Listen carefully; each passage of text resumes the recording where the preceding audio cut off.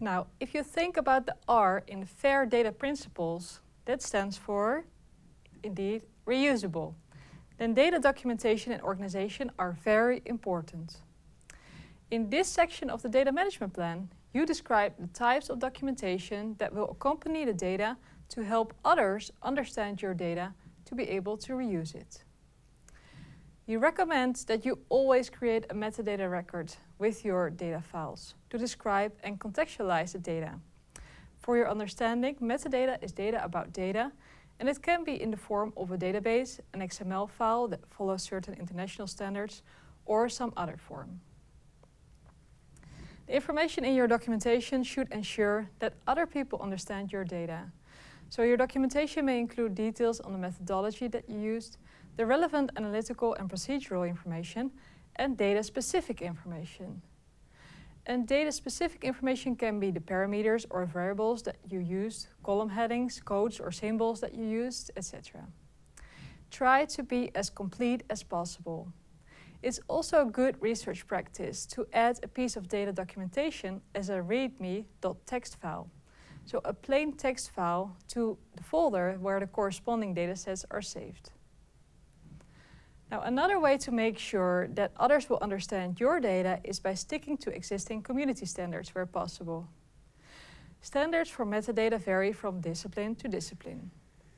The website of the Digital Curation Centre, or DCC, in the UK provides an overview of such metadata standards organized by discipline. On the website you can see that the DCC webpage provides links to information about various disciplinary metadata standards, including their profiles, tools to implement the standards, and examples of data repositories that are currently using such standards. For those disciplines that have not yet settled on a metadata standard, and for those repositories that work with data across disciplines, the general research data section on the webpage links to information about broader metadata standards that have been adapted to suit the needs of research data.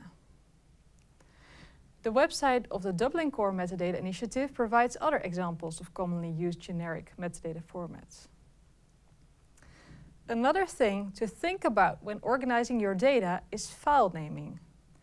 Also, you want to design a good folder structure, and you will need to provide your data with digital identifiers. A good file name makes it easy to identify, locate, and retrieve your data.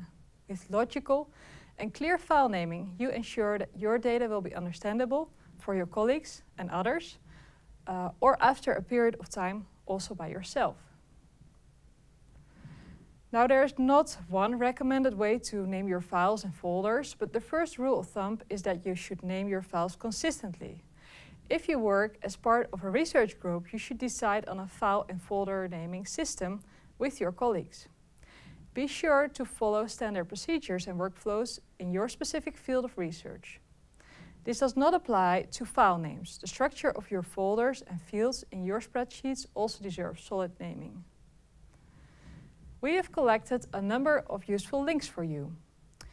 You find a link for practical information on file naming conventions at the website of Purdue.